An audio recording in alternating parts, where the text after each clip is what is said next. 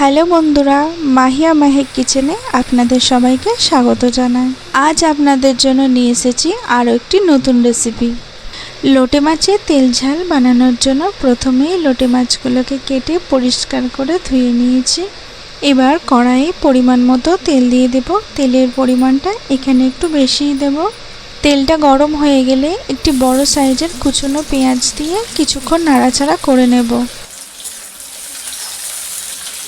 পেঁয়াজটা হালকা ভাজা হয়ে গেছে। এবার এর মধ্যে দিয়ে দেব টমেটো কুচি। এরপর স্বাদ মতো লবণ দিয়ে আরও কিছুক্ষণ নাড়াচাড়া করে নেব যতক্ষণ না পেঁয়াজ ও টমেটো নরম হয়ে যায়।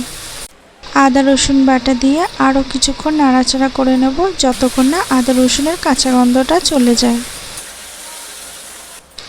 এবার এর মধ্যে দিয়ে দেব হাফ চামচ জিরে গুঁড়ো, হাফ চামচ হলুদ গুঁড়ো ও হাফ চামচ ঝাল লঙ্কার গুঁড়ো ও কিছুটা কালো জিরে দিয়ে মশলাটাকে ভালোভাবে কষিয়ে নেব।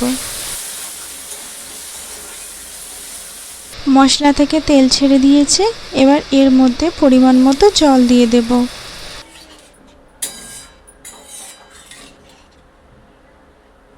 জলটা ফুটে উঠলে লোটে মাছগুলোকে দিয়ে দেব।